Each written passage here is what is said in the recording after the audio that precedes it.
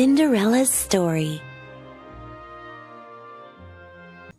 Cinderella's Story. Once upon a time, there was a kind of girl named Cinderella. All of the animals loved her, especially two mice named Goose and Jack. They'd do anything for the girl they called Cinderella.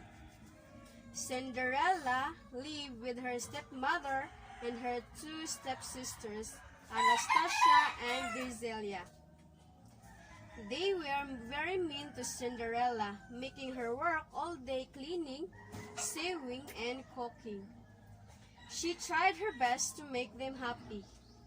Cinderella's stepmother, Lady Tremaine, was cold, cruel, and jealous of Cinderella's charm and beauty. She enjoyed giving Cinderella's extra chores to do, such as bathing her cat, Lucifer. One day, a messenger arrived with a special invitation. There was going to be a royal ball at the palace. The king wanted his son to find a bride. Every young woman in the kingdom was invited, including Cinderella. Cinderella was very excited about the ball.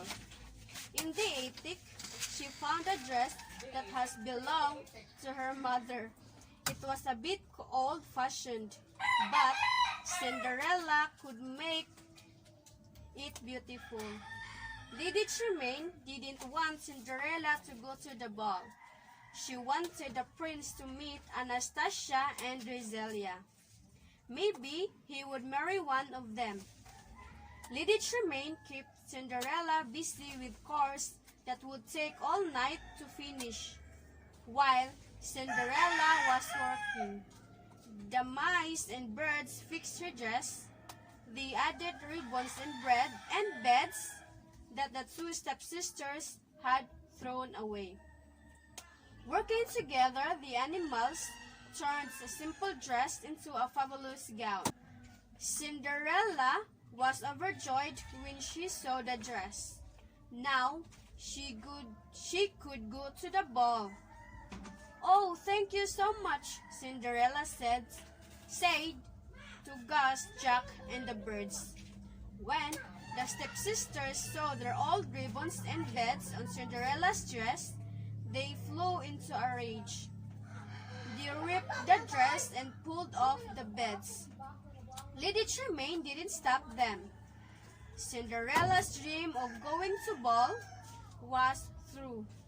Cinderella ran away to the garden to cry.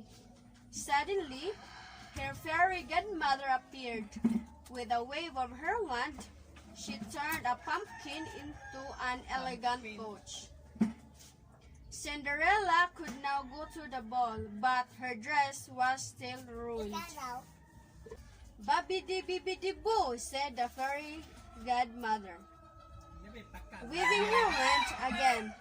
Cinderella was now wearing a beautiful gown and sparkling glass slipper.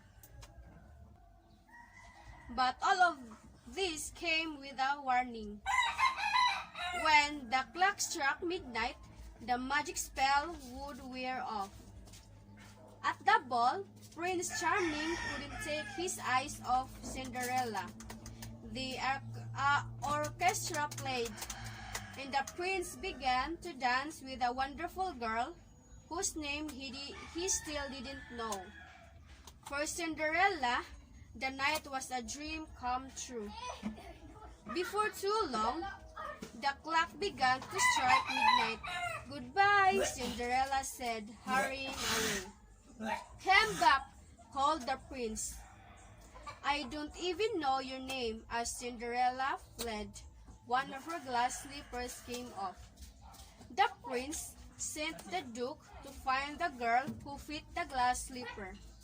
Lady Tremaine locked Cinderella in the attic, but Cinderella's mouse friends freed her. Then Lady Tremaine tripped the Grand Duke, and the glass slipper shattered. But Cinderella had the other in her pocket, and it fit. Cinderella and the prince were soon married. Everyone rejoiced, including Cinderella's mouse friends, who wear special outfits to the wedding.